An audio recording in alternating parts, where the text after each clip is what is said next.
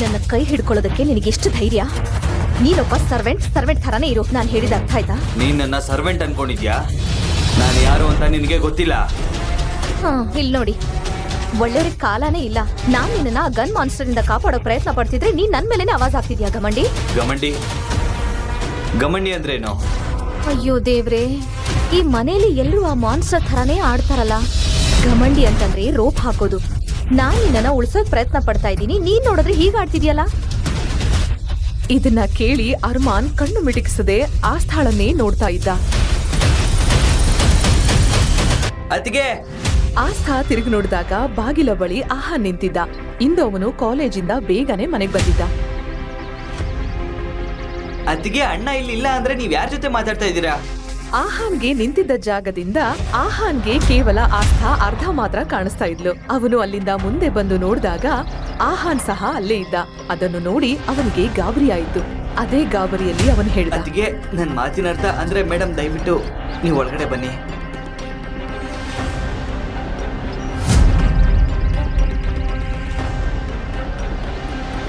ಎಷ್ಟು ದೊಡ್ಡ ಮೋಸ ಇದು ಆಹಾನ್. ಆಹಾನ್ ನನ್ನಿಂದ ಈ ಸತ್ಯ ಮುಚ್ಚೋಡಕ್ಕೆ ಕಾರಣ ಏನೋ? ಆಹಾನ್ಗೆ ತನ್ನ ತಾತನ ಮಾತು ನೆನಪಾಯಿತು. ಅರ್ಮಾನ್ಗೆ ಇನ್ನೂ ತನ್ನ ಮದುವೆ ಪ್ರಿಯಾಂಕಾ ಜೊತೆ ಅಲ್ಲ, ಆಸ್ಥಾ ಜೊತೆ ಆಗಿದೆ ಅನ್ನೋದು ಗೊತ್ತಿರ್ಲಿಲ್ಲ.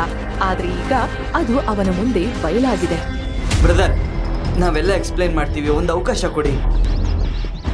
ನಿಮ್ ಮದ್ವೆ ಪ್ರಿಯಾಂಕಾ ಜೊತೆ ಆಗ್ಬೇಕಿತ್ತು, ಆದ್ರೆ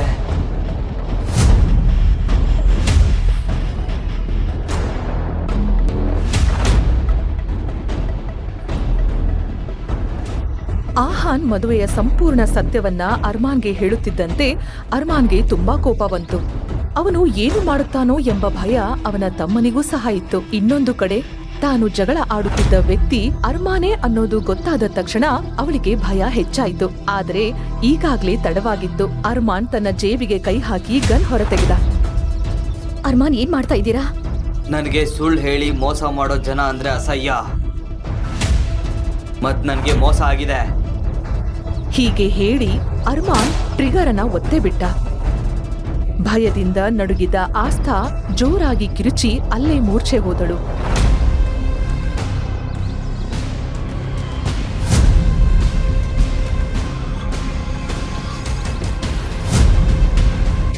ಆಹಾನ್ ಆಸ್ಥಾಳನ್ನ ಸೋಫಾ ಮೇಲೆ ಮಲಗಿಸಿ ತನ್ನ ಸ್ನೇಹಿತ ಧ್ರುವಗೆ ಮನೆಗೆ ಬರಲು ಕರೆ ಮಾಡಿದ.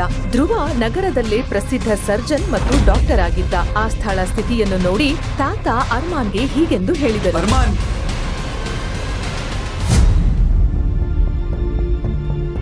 ಅರ್ಮಾನ್, ನಿನ್ನ ಮದ್ವೆ ಪ್ರಿಯಾಂಕಾ ಜೊತೆ ಫಿಕ್ಸ್ ಆಗಿತ್ತು.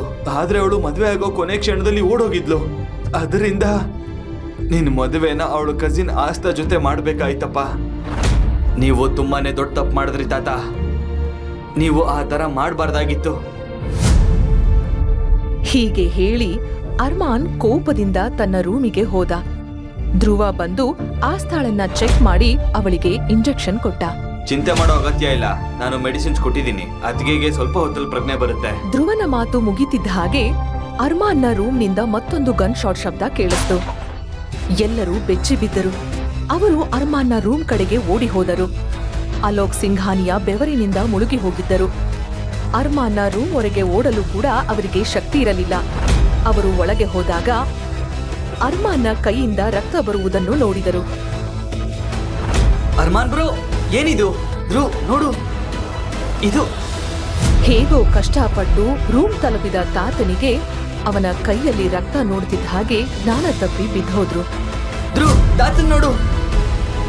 ತಾತ ತಾತ ಉಸಿರಾಡಲು ಕಷ್ಟಪಡುತ್ತಿರುವುದನ್ನು ಕಂಡ ತಕ್ಷಣ ಅರ್ಮಾನ್ ಬೇಗನೆ ಧ್ರುವನಿಗೆ ಕಾರ್ ತರಲು ಹೇಳಿದ.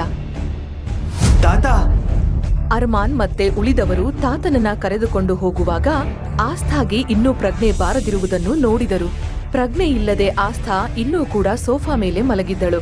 ಎಲ್ಲರಿಗಿಂತ ಮೊದಲು ಅರ್ಮಾನ್ನ ದೃಷ್ಟಿ ಆಸ್ಥಾಳ ಮೇಲೆ ಬಿತ್ತು. ಅರ್ಮಾನ್ ತುಂಬಾನೇ ಕೋಪದಿಂದ ಆಸ್ಥಾಳ ಕಡೆಗೆ ನೋಡಿದ.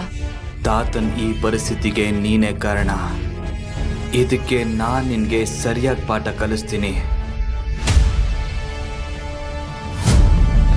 ಸ್ವಲ್ಪ ಹೊತ್ತಿನಲ್ಲಿ ಅವರು ತಮ್ಮ ತಾತನನ್ನು ನಗರದ ದೊಡ್ಡ ಹಾಸ್ಪಿಟಲ್ಗೆ ಕರೆದುಕೊಂಡು ಹೋದರು. ತಾತನನ್ನು ಎಮರ್ಜೆನ್ಸಿಗೆ ಕರೆದುಕೊಂಡು ಹೋದರು. ಇನ್ನೊಂದು ಕಡೆ ಆಸ್ಥಾಗೆ ಎಚ್ಚರವಾಯಿತು. ಆದರೆ ಅವಳ ತಲೆ ಭಾರ ಎನಿಸ್ತಾ ಇತ್ತು. ಮನೆಯಲ್ಲಿ ಯಾರೂ ಇಲ್ಲದಿರುವುದರಿಂದ ಅವಳು ಎಲ್ಲರನ್ನೂ ಹುಡುಕಲು ಪ್ರಾರಂಭಿಸಿದಳು.